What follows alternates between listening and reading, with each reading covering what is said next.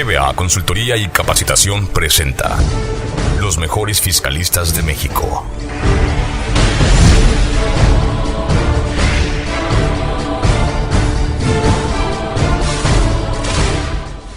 Buenas tardes. A nombre de GBA Consultoría y Capacitación y de la contadora Ángeles Mandujano, quien es directora de este programa, les doy la más cordial bienvenida a una emisión más de Los mejores fiscalistas de México. En esta ocasión, hablando del tema Impacto patrimonial y de libertad para el contribuyente por la aplicación de la Ley Antilavado de Dinero. Hoy nos acompaña la maestra Aurora Porras Lara, de quien me permitiré dar una breve reseña de su trayectoria profesional. Maestra en Derecho Constitucional y Amparo por la Universidad Iberoamericana, Plantel Puebla. Maestra en Derecho Fiscal por la Universidad Autónoma de Tlaxcala. Licenciada en Derecho con especialidad en Fiscal. Egresada de la Universidad Las Américas, Puebla. Socia fundadora y directora general de la firma de abogados Bufete Garante Fiscal. Conferencista a nivel nacional en los mejores foros de la República Mexicana. Autora de diversos tópicos fiscales, publicados en revistas especializadas en materia fiscal. Conferencista en programas de radio en la Ciudad de México, Distrito Federal. Ha participado en foros fiscales en Televisa. 23 años de experiencia en defensa fiscal del contribuyente. Asesora en diversos organismos empresariales a nivel nacional. Catedrática en diversas universidades y organismos empresariales a nivel licenciatura, maestría y diplomado. Profesionista reconocida como una de las mejores fiscalistas en la República Mexicana. Título otorgado por 7 años consecutivos por la Revista Mexicana de Estrategias Fiscales. Los dejo en la conducción de este programa con el contador público Francisco Cárdenas Guerrero.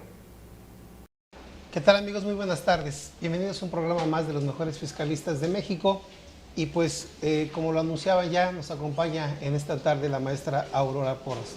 Aurora, muchas gracias por aceptar la invitación como siempre. Encantados que estés con nosotros. No, yo feliz, Francisco, y más con un tema tan importante en estos momentos para los, no solamente los contribuyentes, para el ciudadano mexicano, sino para los contribuyentes mexicanos en general, ¿no? Así es, este tema que, como tú bien lo indicas, ha causado mucho revuelo, pero muchas veces es más lo que escuchamos que lo que sabemos. Así es. Muchas veces creemos que con escuchar ya conocemos todo, pero no, creo que vale la pena que nos lleves de la mano en relación a esta ley publicada el 17 de octubre. Efectivamente, de 2012. Y bueno, pues también aquí te preguntaré más adelante cuándo entra en vigor, si hubo alguna vacatio legis o qué pasó. También va a haber un reglamento por ahí. Pero antes de empezar con todo eso, y aparte de nuevamente reiterarte el agradecimiento que estés con nosotros por dedicarnos este tiempo, este espacio, muchas gracias. Preguntarte, esta ley de prevención para operaciones con recursos de procedencia ilícita, más bien conocida en la práctica como antilavado. Así es. ¿Cuál es el objetivo que persiguen con esta ley ahora? Sí, Francisco, mira, en primer lugar, permíteme agradecerles a GBA la oportunidad que me dan de poder estar nuevamente con ustedes, con su gente, y poder compartir este tema cuyo objetivo, aparentemente cuando sale una de este tipo, que es una ley penal punitiva, una ley administrativa también, sí, tiene como consecuencia sancionar el fruto de cualquier actividad ilícita.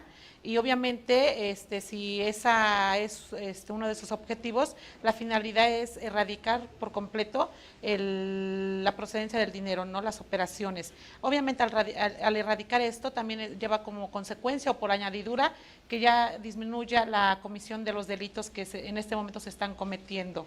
Okay. Ese es realmente el objetivo. Que si nosotros vemos el objetivo, pues es muy sano, ¿no? Es muy bueno, porque ¿quién no quisiera vivir en un estado de total seguridad? Claro. Y donde todos gocemos lo que hace muchos años vivíamos, ¿no? Y que hoy estamos en una incertidumbre de inseguridad de veras tremenda, y no solamente hablamos de la seguridad pública, sino en todos sus niveles y en todas sus ramas de esta sociedad. Muy bien. Ya te preguntaré al final, para el final me dejaré la pregunta si esta ley realmente cumple el objetivo o no, después de que nos expliques de qué se trata y todos los pormenores, pero me gustaría que nos platicaras realmente, ¿cuándo entra en vigor esta ley? Y ahorita nos damos ya en qué consiste la parte medular de la ley. Cómo no, Francisco. Esta entrada en vigor es el día 17 de julio de este año y es bien importante que todos los mexicanos y los asesores, los contadores, estemos muy, y los abogados que en materia fiscal administrativa estemos muy conscientes de su entrada en vigor, porque ya estamos a escaso mes y días, ¿no?, de que entre en vigor y va a marcar un antes y un después en el estado de derecho que tenemos actualmente. Entonces sí, se publica el día 17 de octubre, pero sí nos dan un tiempo, lo que tú le llamas la vacatio leyes y también los abogados le llamamos así, donde nos dan este tiempo y yo creo que más bien es, por un lado, para que nosotros los mexicanos como que ya veamos por dónde viene ahorita las sanciones. Okay. Y por otro lado, pero que creo que sobre todo eso es porque la PGR, la misma Secretaría de Hacienda y Crédito Público, el mismo SAT, que va a ser un organismo muy importante en esta aplicación de la ley, pues estén preparados, tengan sus plataformas para poder aplicar esta ley. Entonces también eso es muy importante que lo mencionemos, no solamente es para el mexicano, para que nos adaptemos a esta nueva ley, sino incluso, y que es sin lugar a dudas la justificación de este lapso, es para que ellos tengan su plataforma y puedan aplicarla y puedan llevarla a cabo, ejecutarla, ¿no? Perfecto, entonces 17 de julio, ya estamos muy cerquita. Muy cerca. Y también, si mal no recuerdo, en disposiciones transitorias se establecía que al mes siguiente se iba a publicar el reglamento. Su reglamento. ¿Se publicó, publicado todavía no? Entrada en vigor, todavía no, entrada en vigor se publicará el reglamento que va a reglamentar ya la aplicación, por ejemplo, de cómo presentar los avisos, ante quién, qué contenido va a tener, de manera que va a reglamentar cada precepto que en este momento todavía tenemos así como que las lagunas, ¿no? Que consideramos qué datos van a llevar por lo que reglamenta la ley, pero ya en el reglamento va a estar muy preciso. Perfecto, entonces no era un mes después de la publicación, sino un mes después de que entre en vigor la ley. Sí, seguramente ya vendrá el reglamento. Ok, ahora... Ojalá se retrasen por el bienestar de los contribuyentes y no salga el reglamento. Para que tengan más tiempo de presentar los Sin embargo, eso no exime que si no hay reglamento no va a haber aplicación de la ley. Claro. Hay que tener mucho cuidado. Por supuesto. Hemos escuchado hablar mucho del delito de lavado de dinero. Que creo que tú me corriges, la ley penal no lo considera así como lavado de dinero, son operaciones con recursos de procedencia ilícita, no ese es el delito. Así es, correcto. No sé si se llama lavado de dinero, tú me corregirás. Sí. ¿En qué consiste? Mira, el dinero, la misma ley, el término coloquial, ley antilavado de dinero, obviamente es los mecanismos que tienen... Vamos por partes. Para empezar, cuando escuchamos ley antilavado, que es como coloquialmente la conocemos, de inmediato se nos viene la idea que es el dinero del narcotráfico, de crímenes de delincuencia organizada, como narcotráfico, secuestro, etcétera, ¿no? En eso pensamos de manera inmediata, pues que a todo dar que ya van a sancionar a los narcotraficantes, secuestradores, y que eso realmente sería toda una maravilla, porque es la inseguridad de la que padecemos todos los contribuyentes, todos los mexicanos, y sería lo fabuloso. Sin embargo, bueno, retomando esas actividades, la unidad de inteligencia, esta es una situación que tiene sus orígenes desde Estados Unidos, ¿no? No es algo que surgió de la noche a la mañana, y obviamente México va actualizándose en sus leyes, en su aplicación, y nosotros con esa idea de que se les va a aplicar a este tipo de delincuentes, pues decimos que es una ley muy oportuna. Estas unidades de inteligencia han estudiado en qué actividades, que hoy le llamamos en la ley actividades o las conocemos como actividades vulnerables, son las que limpian el dinero, en qué actividades son por medio del cual limpian el dinero, y son los mecanismos que utiliza el crimen organizado para que su dinero que proviene del narcotráfico, del secuestro, que son actividades ilícitas, puedan ya entrar dentro del mercado mexicano de manera limpia, ¿no? Es darle la figura, la vía idónea para que entre y pueda justificar su procedencia de alguna manera. Entonces, ese realmente es el mecanismo, y estas actividades son las que están reglamentadas en esta ley y son las que esta unidad de inteligencia ha estudiado de manera profunda que es donde más pueden estar invirtiendo, como es el área de inmobiliaria.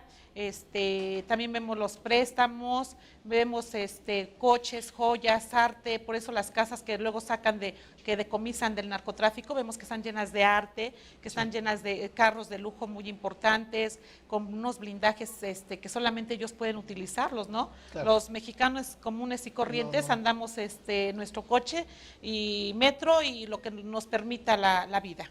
Muy bien.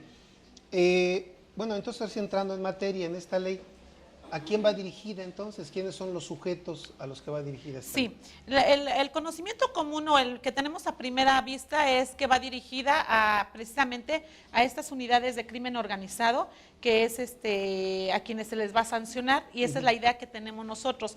Sin embargo, si nosotros estudiamos la ley con profundidad y vemos las actividades vulnerables, que son las que nos van a dar la pauta de a quién van dirigidos, nos vamos a encontrar que no solamente son a los criminales del crimen organizado, a los sujetos que incurren en esas conductas ilícitas, sino también cualquier contribuyente que llegue a omitir contribuciones, les puede ser aplicada esta ley. Y hay que tomar en consideración que el área punitiva, la materia punitiva está siendo cada vez más utilizada por el SAT, por las unidades, las autoridades fiscales y administrativas para poder hacer cumplir las leyes que en este momento existen, ¿no? Entonces, a primera instancia, en suma, a primera instancia aparentemente es para los sujetos que cometen conductas criminales y, sin embargo, también si analizamos de manera concienzuda, va dirigida al contribuyente. Al contribuyente también. Al contribuyente.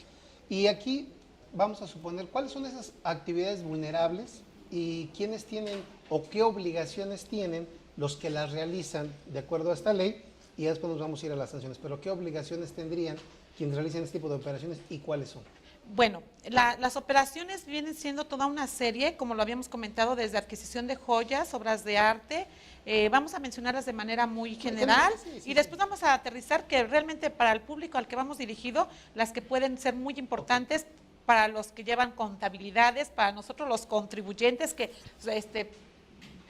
vislumbramos o tenemos la idea más bien de que estamos cumpliendo con la ley dentro del marco jurídico, pero vamos a ver que tenemos conductas muy comunes y que podemos encuadrar en la ley, ¿no? Las actividades vulnerables son en materia inmobiliaria la adquisición de bienes inmuebles, siempre y cuando están aquí las obligaciones son para el corredor de bienes, quienes tienen su, ¿cómo se llama? Que utilizan sus servicios para poder adquirir bienes inmuebles, para poder ya sea adquirir o para el uso goce o para incluso remodelar. Exacto. Entonces, ahí va a ser la obligación es para él, para el corredor inmobiliario, ¿no? Y dentro de las obligaciones, ahorita vemos las obligaciones. Esa es una parte muy importante porque generalmente invertimos en bienes. Sí, en bienes inmuebles.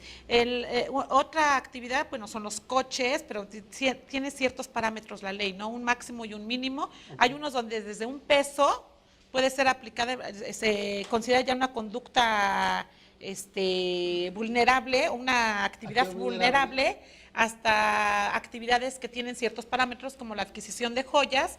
Bueno, en la adquisición de joyas se tiene un parámetro donde ya se considera una actividad vulnerable y además te dan un monto que si rebasas ese monto, aparte de que ya es considerada una actividad vulnerable, si rebasas este otro monto, entonces ya tienes la obligación de presentar tu aviso. Y ese, por ejemplo, si es joya, quien tiene la obligación es el vendedor de la joya, ¿no? A través de un aviso, reportar y decir, Francisco compró un diamante.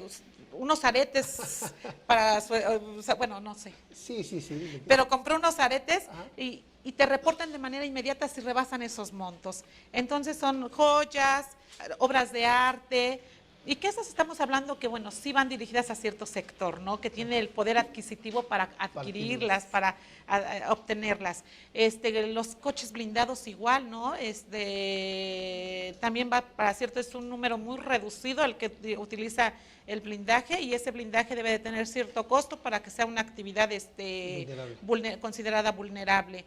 También tenemos todas las operaciones, hay varias, no todas, son muchas, pero sí son muchas las operaciones reglamentadas o consideradas actividad vulnerable que realiza el corredor público y realiza el notario público.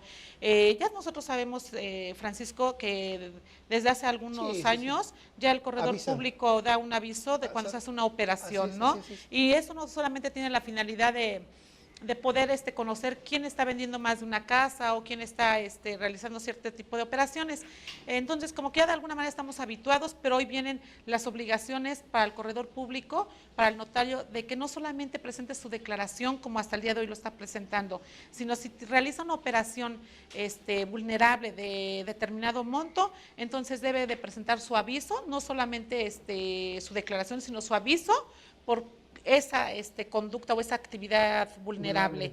Y obviamente decir pormenorizar los datos de quien realizó esas operaciones, ¿no? Y nosotros, si vamos a realizar una operación con el corredor público, el notario, o a comprar una joya y nos piden todos los datos que la ley exige para podernos identificar de manera plena, tenemos la obligación como usuarios, como compradores, como adquisidores de esos bienes, de otorgar todos los datos que nos pidan para nuestra plena y completa identificación. Si nos negamos a proporcionarlos, entonces ellos, el proveedor, está obligado a negar el servicio, a vender el bien. Entonces ya no es si queremos o no, sino debe de ser una obligación tanto para uno como para el otro, porque hay sanciones. Entonces, las multas son muy agresivas, ¿no? No van a querer ¿Cuánto es? Sí, tenemos multas de 600,000 pesos, ¿no? Por no presentar un aviso. Ahorita vamos a verlas con calma, pero son de verdad agresivas, y sabemos que la agresividad viene porque van tendientes a erradicar lo más que se pueda el crimen organizado. Por eso es que estas sanciones son tan elevadas, ¿no? La sanción corporal también es elevada, y más si interviene un funcionario encargado de aplicación de la ley o de la investigación de estos delitos, también vemos que van a sancionar. Ojalá sí apliquen la ley para todos ellos también, ¿no? Claro. Y no solamente para el ciudadano común y corriente mexicano.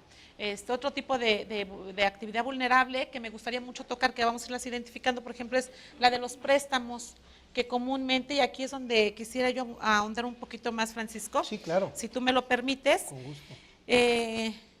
Los contribuyentes mexicanos se enfrentan a unas disposiciones reglamentarias, a unas disposiciones que existen hoy en día, que es la ley del ISR, la ley del IETU, IVA, etcétera, etcétera, y etcétera. Sí. Que en su conjunto, pues la carga impositiva es tremenda, y eso lo sabemos todos, ¿no? Que ser un contribuyente mexicano es sumamente complicado, y muchos de ellos echan mano de comprar facturas, que ya hemos dicho y hemos reiterado que esa es una conducta que no beneficia a ninguna de las partes, y que debemos de buscar mecanismos apegados a la ley para poder disminuir la carga tributaria. Sin embargo, quiero comentarte que de hace unos años para acá nuestra actividad ha ido modificándose.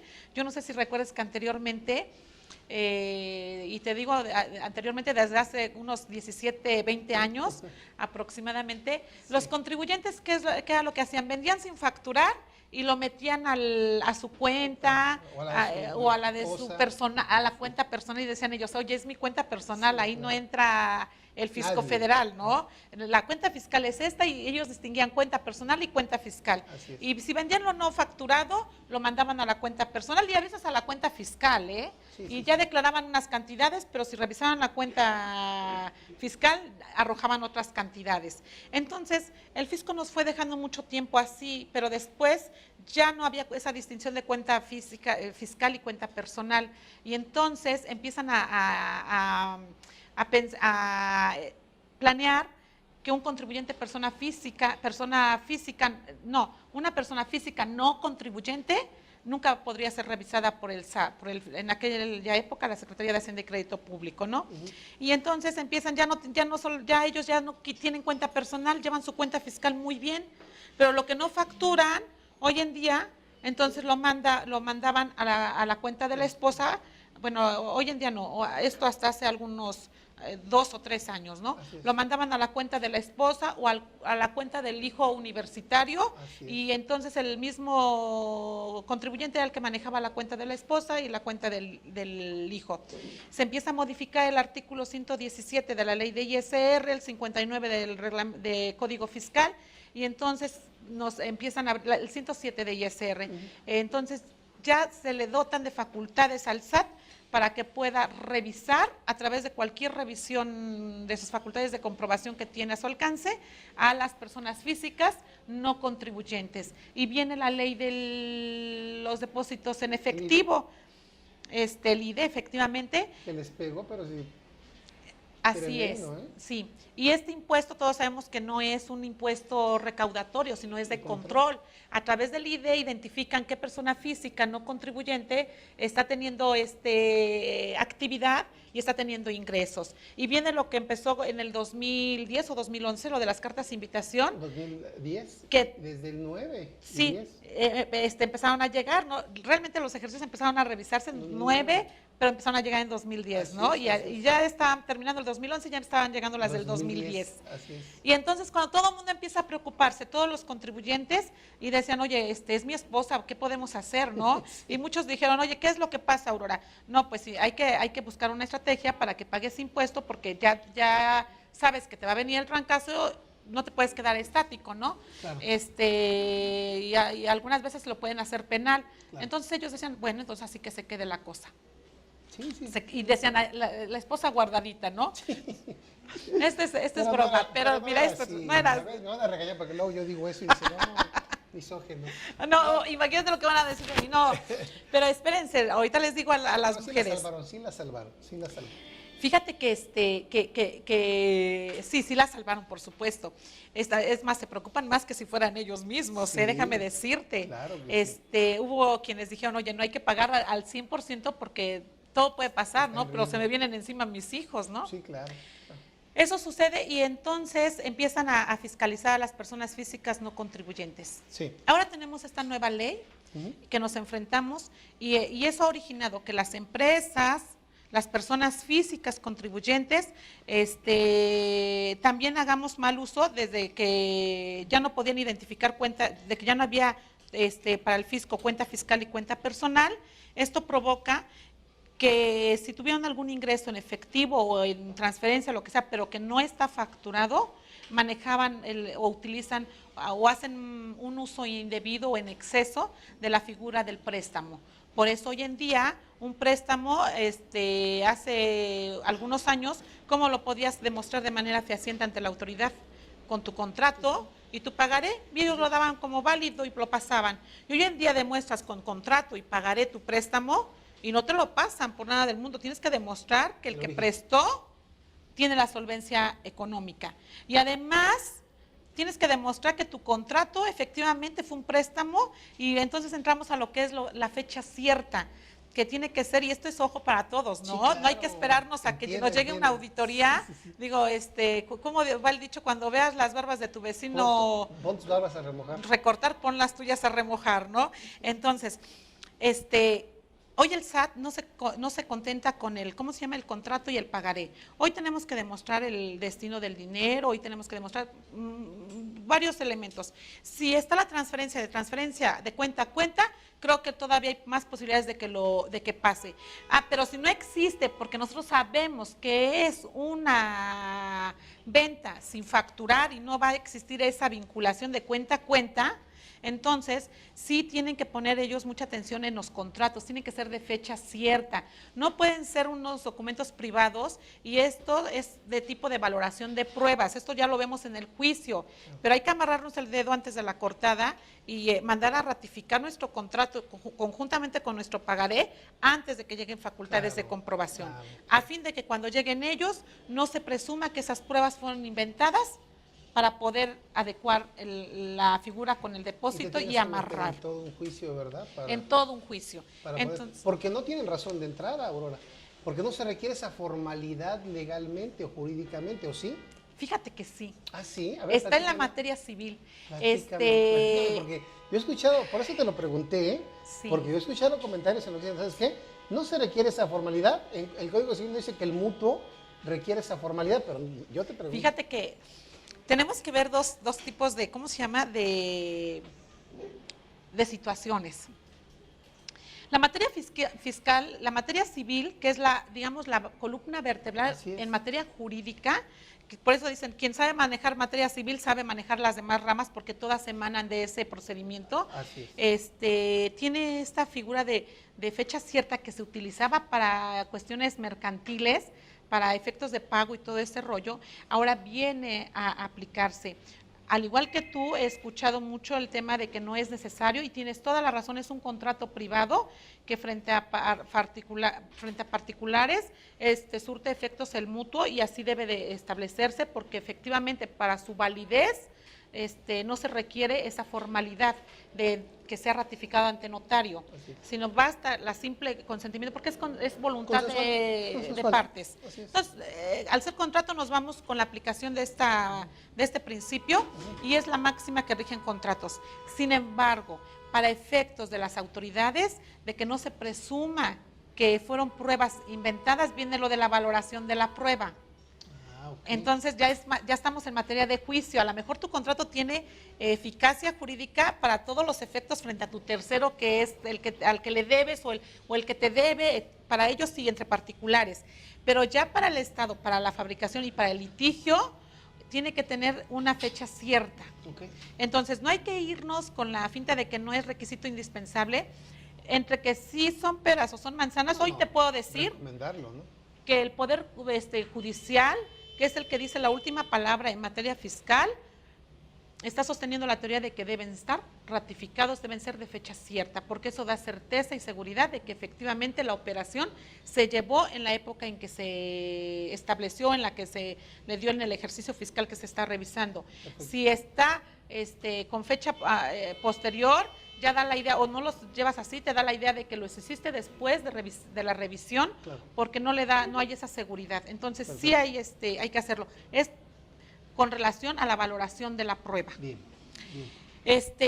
Entonces, eso nos ha encontrado en que estas figuras jurídicas encontramos ejercicio tras ejercicio. Si tú revisas una contabilidad, quien utilizó el préstamo como una figura para poder limpiar o darle a ese dinero de procedencia, que es una venta sin facturar, ¿es de procedencia lícita o ilícita? Yo creo que ilícita. Si vendió, sí, pero ya lo que hizo ya es un ilícito. Pero ya es ilícita, es dinero de procedencia ilícito porque no lo facturaste y no pagaste impuestos. Sí, claro. Pero eso viene la aplicación para el contribuyente de esta ley, ¿no?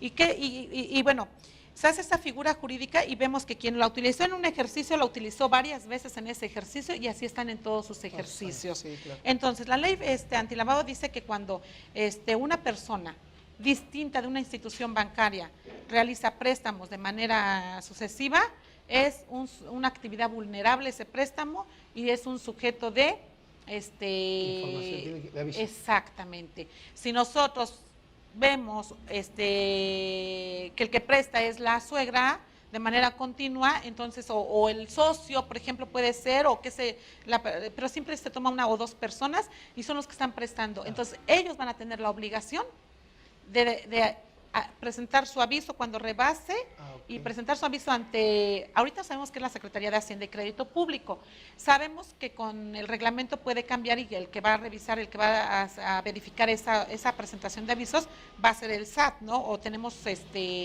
presumimos que va a ser la unidad de Hacienda quien lo va a realizar. Va a tener la obligación de presentar ese aviso diciendo que realizó el préstamo a tal persona, ¿no? En caso de que no lo presente, son multas muy agresivas y como consecuencia las aportaciones de capital también, ¿no? Las aportaciones de capital que son tan socorridas en algunas empresas. Muy común la cuenta esa de aportaciones para futuros aumentos de capital, ¿no? También tendrán que presentar el aviso correspondiente.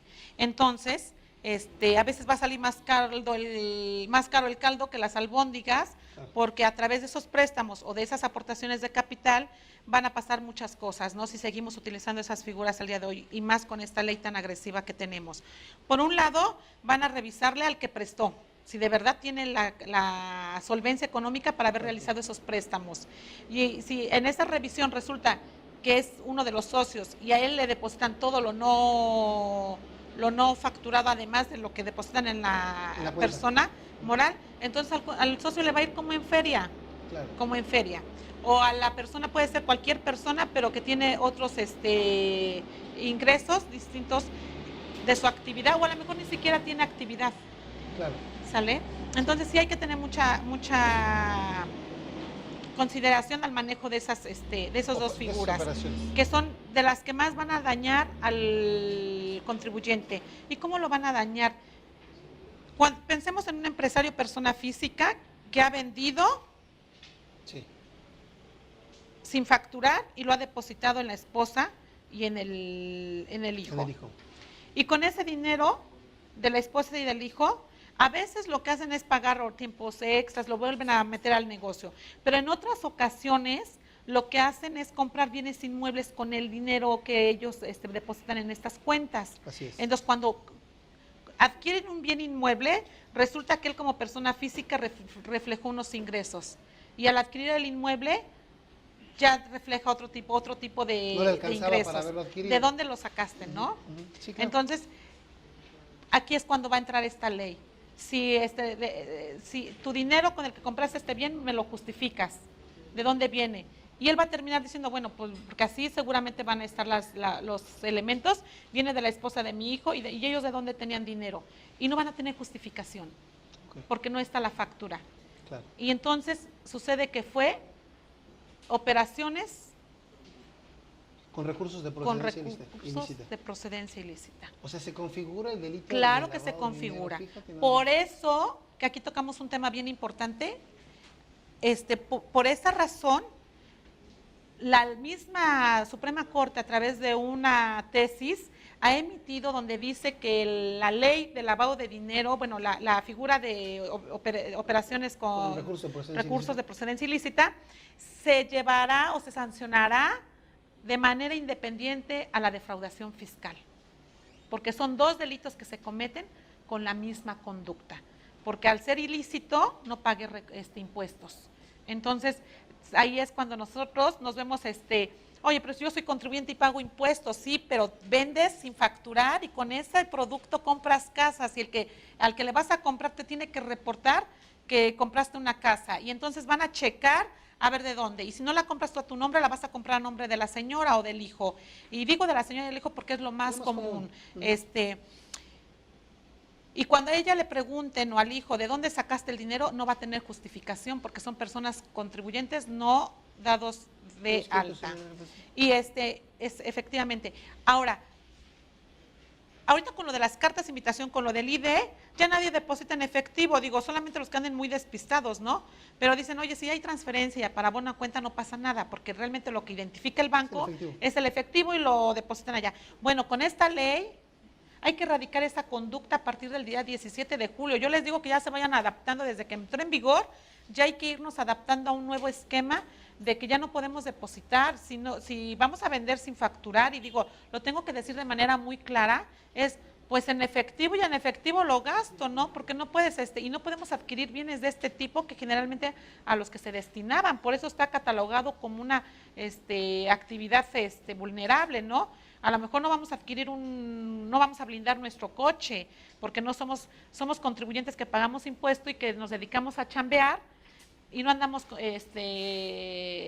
en otro tipo de conductas que ponen en riesgo nuestra integridad. Claro. Por eso no blindamos nuestro coche, ¿no? Claro. Ni somos figura pública, somos simples ciudadanos. Entonces, ni vamos a adquirir joyas. Lo que queremos es como asegurar patrimonio de nuestros hijos. Claro. Y resulta que con esta figura no lo van a poder hacer, porque una de las sanciones de esta figura es decomisar los bienes que se adquirieron con ese dinero de procedencia ilícita. Entonces estamos hablando de un contribuyente común y corriente que su pecado fue vender sin facturar y depositarlo en la cuenta de la señora, y la señora adquirir un bien inmueble para que enfrente un posible proceso por este tipo de operación, que le decomisen el bien inmueble que compró, que adquirió con ese dinero y que pague multas. Entonces sí es muy delicado y nosotros incurrimos en ese supuesto, ¿no? Por supuesto. No, y se ve, como tú dices en tu tema, ¿no? Se ve un riesgo en tu patrimonio, es un riesgo muy fuerte en tu patrimonio, que piensas que ya es tuyo. Sí, y además tu libertad, que siempre lo he Esa es la dicho, ¿no? otra. Después de tu vida, lo más importante es tu libertad. Digo, hay quienes dicen, ¿sabes qué? Si la situación es económica, yo me puedo quedar sin economía, pero libre. Puedo hacer más cosas, ¿no? Claro. Y mientras que en la cárcel, pues no soy útil para nadie. Y hay quienes dicen, oye, pero si todo el contribuyente tenemos alguna que otra conducta de ese tipo, ¿a poco va a haber cárceles para meternos? No, la verdad no creo que todos los contribuyentes entremos a la cárcel por Pero ¿qué puede hacer el SAT? Y que nos los da la idea de las cartas de invitación, que llegaron a ser en algunos casos procesos, no llegaron a procesos penales, pero sí de averiguación previa. Una persona física no contribuyente le llega la carta de invitación y hace caso omiso. Sí. Hace caso omiso y lo deja a un lado. Recibe un requerimiento y le dicen, tienes 15 días para que, palabras más, pero ya un requerimiento bien notificado, fundado y motivado, no como la carta de invitación, y le dices, tienes 15 días para darte de alta porque vemos que tienes manejo de tu cuenta, tuviste tantos ingresos, pero no estás dado de alta. Tienes 15 días para ir y darte de alta ante el RFC. Sí. Y hace caso omiso. Pasan los 15 días y pasa un mes y después lo que le llega ya no es otro requerimiento, ya le llega el citatorio de la PGR, y no precisamente por defraudación fiscal ni por un tipo, un delito de esa índole, sino le llega por no haber hecho caso a un requerimiento de la autoridad, que es un supuesto de penal que está en el artículo 110, fracción primera.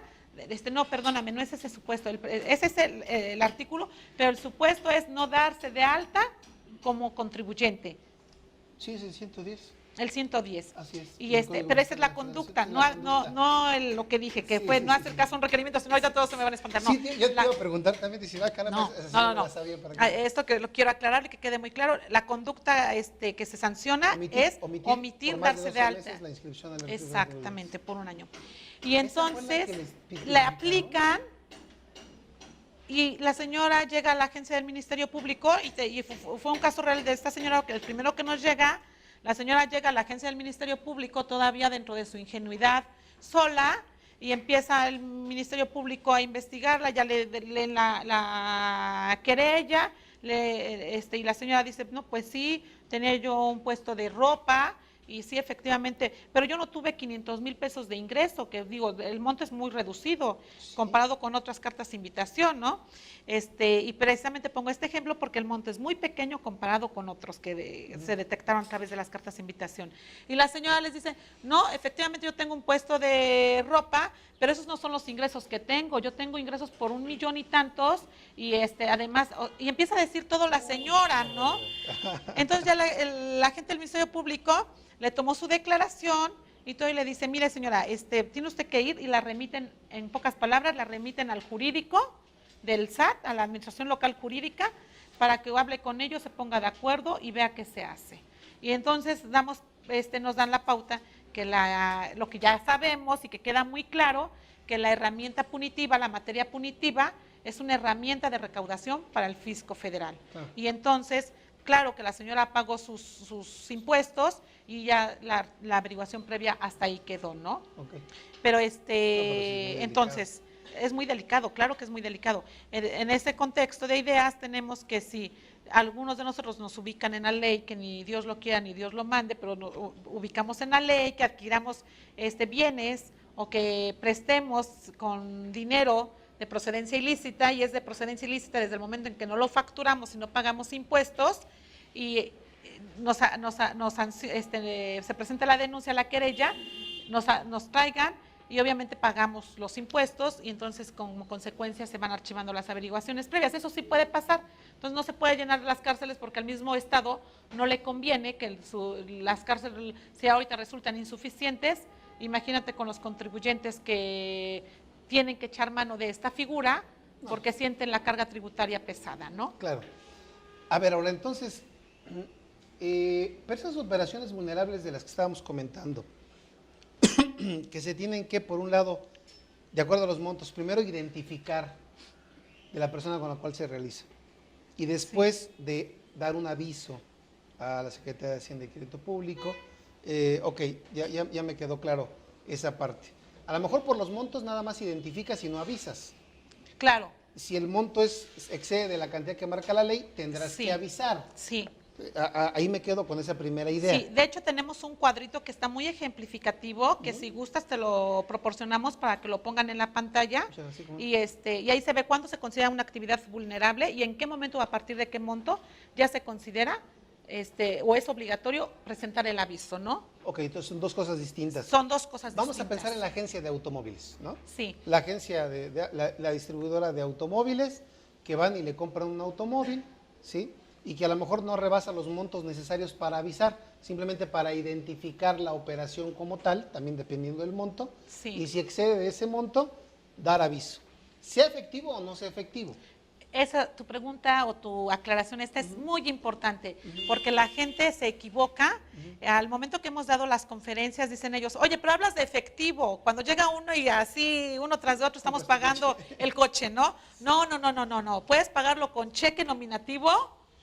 Y de todos modos, le avisan. Sí, el dinero es ilícito, no si pagas en efectivo o en cheque. El dinero es ilícito de dónde viene. La procedencia. Sí. Ok, entonces ya me queda claro el primer punto. Sí. Pero ahora, también no quiere decir que yo no pueda ir a comprar un auto, aunque informen al SAT.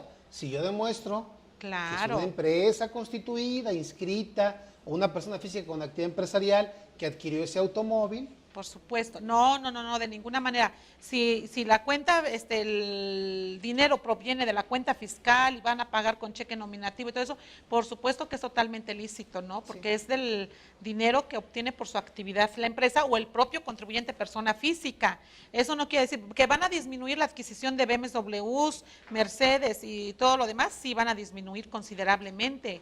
Que va a aumentar la venta de Chevys, Atos y todos esos, pues sí, porque son los que menos se consideran vulnerables, ¿no? Así es. Entonces, eso sí es, ¿cómo se llama? Real.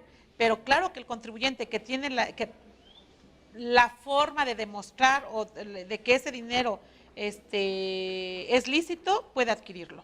Me imagino que el SAT al recibir esa información verificará, ¿no? Claro. O sea, dice, ¿quién lo adquirió? Si está inscrito, sus ingresos sí dan para que haya adquirido. Suponemos que ese va a ser el procedimiento, digo, no sé, pero sí. Probablemente sea ese. Sí. Y ya si de ahí detecta que no, ya tomará las medidas pertinentes, incluso avisar a la PGR. Sí, de hecho yo creo que el mecanismo va a ser como la defraudación fiscal, ¿no? Que comúnmente conocemos. Okay. Para ¿qué van a hacer? Como la Secretaría de Hacienda tiene la facultad de enviar visitas domiciliarias expresamente para revisar estos avisos, yo creo que después de que los revisen, de que identifiquen bien al contribuyente, van a hacer ese cruce de información que tú mencionas y entonces ahora sí determinar si efectivamente ese contribuyente tuvo la capacidad económica de poder adquirir ese bien inmueble y capacidad económica que pueda demostrar que fue legal, ¿no? Correcto. Que eso es la materia de hoy, ¿no? Lo legal de ese dinero. Ok, entonces ya vimos cuáles son las algunas de las actividades principales vulnerables, ya vimos el efecto en un contribuyente, ya vimos que no necesariamente es en efectivo. La otra pregunta sería, hablabas de sanciones. Sí. Sanciones, ¿de qué tipo? Multa, sanción de privación de libertad, y en multas no sé, es que están muy altas. ¿A quién multan? Bueno. ¿Al que no avisa? ¿O cómo podemos hacer esto? Hay multas, las multas administrativas, que vamos a llamarlas de esta manera, son a las personas, los obligados que tienen a su cargo la presentación de los avisos. Ok, el que no da el aviso. El que no da aviso tiene multas por extemporáneas y además si fue extemporánea pero rebasan de 15 días se agrava la multa. Ahorita lo vamos a checar. Aquí no hay espontaneidad. Aquí no hay espontaneidad, no. No aplica el 73 del código. No aplica. No aplica. Y al contrario, si fue espontánea, si fue extemporánea y Sube la multa. aumenta la multa. Pero si además es extemporánea después de determinado tiempo, todavía se hace más gravosa la multa. Y ese aviso lo tienen que presentar los proveedores, los que dan el servicio o los que venden, los que incurren en la actividad vulnerable. Ahora, los que adquieren o contratan la actividad vulnerable, ellos son sí, son otras sanciones, ese es otro boleto, porque ese es el que se considera el presunto delincuente o el que cometió la conducta ilícita, ¿no? Porque él fue el que tuvo el dinero de procedencia ilícita. Y para él es decomiso de bienes, lo que adquirió con ese dinero, prisión corporal de 5 a 15 años de cárcel y además multa hasta 5,000 días de salario, me parece. ¿De 5 a 15 años? Sí, de No prisión. importando el monto. No importando.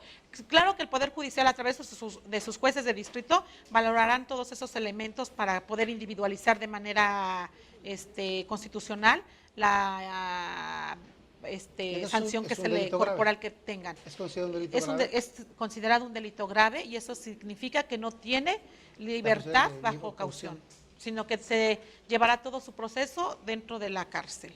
Así es. Ahora, es bien importante que chequemos ese decomiso de bienes, ¿a dónde va? Obviamente serán rematados a través del SAE, y el destino, el producto de esos bienes se va a destinar a tres partidas, que va a ser Secretaría de Salud, PGR, y ahorita se me escapa la otra, no recuerdo la otra, pero creo que, no me acuerdo ahorita pero la PGR y Secretaría de Salud, y la Secretaría de Salud tiene la obligación de destinar esos bienes, ¿a qué crees? Ese dinero que se van a tener del remate de, ¿cómo se llama? Médica. De los bienes. No, se va a destinar para la recuperación de adictos, codependientes, etcétera. Entonces ni siquiera se va a destinar a la salud de los niños en general, sino a esta rama del cual se supone va a provenir el dinero, ¿no? Que nosotros consideramos desde nuestro punto de vista pues demasiado pues muy desfavorable, porque realmente se debería de ver beneficiada la comunidad, y si los más vulnerables son los ancianos y los niños en general, debería de destinarse más a la educación y más si es la Secretaría de Salud, pues más a salud de los niños, ¿no? Y de la gente adulta. Claro. Así es. Claro. Y ahora, Francis, perdóname que te interrumpa. Perdón, dime. Aquí es bien importante que tengamos en cuenta que también los funcionarios públicos que incurran o que ayuden en este tipo de operaciones o a la adquisición de bienes de procedencia ilícita, que son los encargados de investigar, ejecutar o aplicar la ley o de determinar si se incurrió en ella, como son los jueces de distrito, el Ministerio Público Federal, policías y todo, etcétera. Si incurren en una de estas conductas, entonces su sanción es de 7 a 22 años de prisión. Ahí también está pesado. Sí, bastante complicado para ellos, pero luego que te comentaba al inicio, ¿no? Que sería deseable que si se aplicara, porque así esta ley sería para todos, ¿no? No nada más para un sector que son los ciudadanos, sino también para los que están ocupando un cargo público, y también se van a tener que ir ajustando a esta ley. Por eso te decía yo que nuestra vida ahorita es una, y después del 17 de julio va a ser otra. Totalmente diferente. Aquí es muy importante hablar que a partir del día 17 de julio la aplicación de la ley se va a hacer de nuestras conductas que hagamos del 17 de julio en adelante. Nada de que el día 17 de julio estemos pensando que nos van a revisar el ejercicio de 2013, ¿no? Claro. Entonces, si tenemos todavía este tiempo, bueno, pueden hacer lo que tengan que hacer, ¿no? Hay que hacer las elecciones de casa, hay que hacer... No es ideas. Pero tenemos, por ejemplo, los mexicanos, compras una casa y está como terreno. Sí. No está realizada la erección de la construcción. Claro. Y si tú la haces después del 17 de julio, el notario te va a decir, va a presentar su aviso, ¿no? De cuánto fue la erección, de cuánto fue la construcción. Y si tú lo hiciste en el pasado, nada más por hacerlo después del 17 de julio ya te ubicaste en el supuesto. Claro. Por eso hay que decirles, oigan, lo que tengan que enderezar, enderécenlo ahorita, y lo que van a donar, dónenlo ahorita, para que después no Ya tengan tantos problemas. problemas. O más bien estar justificando de dónde salió ese dinero. Tú sabes que pues aquí hay de todo, ¿no? Mucha gente que está pensando ya en cómo pelear la inconstitucionalidad en su caso. ¿Tú le ves algo por ahí, Aurora? Yo lo he escuchado muy poco, ¿eh? Lo he escuchado poco, pero sí lo he escuchado. ¿Tú ves alguna inconstitucionalidad? Por ejemplo, violación al 5 constitucional, en relación a que si yo presto un servicio, pero no me das la información, entonces ya no te presto el servicio. No. ¿Tú le ves algo por ahí? No, fíjate que no le veo ningún tipo de inconstitucionalidad a las conductas cometidas. Esta ley está sumamente cuidada, para efecto de que no se ataque por esas vías. Y la única manera en que o en el momento en que se va a atacar es cuando te la apliquen. Entonces, antes no. Okay. No le veo porque, mira, el 5º constitucional, que es la actividad profesional del trabajo, es la libertad, te dice, dedícate a lo que quieras, menos no me cometas delitos, ¿no? Entonces no podemos pelear, oye, ¿por qué no me dejas a mí trabajar, vender sin facturar? No. Yo digo, por ejemplo, tú me pides a mí que yo te preste un servicio. Sí. Y yo te digo, oye, te voy a prestar un servicio, pero necesitas identificarte. Y tú no te quieres identificar. Entonces la ley me dice, no le prestes el servicio. Yo no estoy cometiendo ningún ilícito. Sí. Yo quiero prestarte un servicio, pero por la ley no te lo presto, porque la ley me dice que tengo que pedirte quién eres, dónde vives. El IFE, comprobante de domicilio. Y tú me dices, ¿sabes qué? Yo vengo a que me des una asesoría fiscal. Sí. No te voy a dar nada. Ya no trabajé. No le veo, porque te dejan tu libre ejercicio y no lo veo. Nada más hay que recordar cuando se tocó un tema de las gasolineras, que fue también del libre ejercicio y se condicionaban por ahí por una actividad y se atacó y no te lo declararon inconstitucional, y los argumentos que dieron fueron correctos, constitucionales, desde el punto de vista constitucional estuvieron bien argumentados. No le ves ahí ninguna situación que pueda... En estos momentos no. Ok. En la práctica no creo que no dudo que ¿sabes qué? Cuando lees la lees y descubres cosas nuevas. Cuando la vuelves a releer, más cosas nuevas, ¿no? Y dices, oye, esto no lo vi, a ver cómo estuvo eso. Claro, y una frasecita se te va. Claro. Pero ojalá y nunca tengamos la oportunidad, porque sería que a alguien ya le aplicaron la ley y es el momento de pelear la inconstitucionalidad de la misma, ¿no? Okay.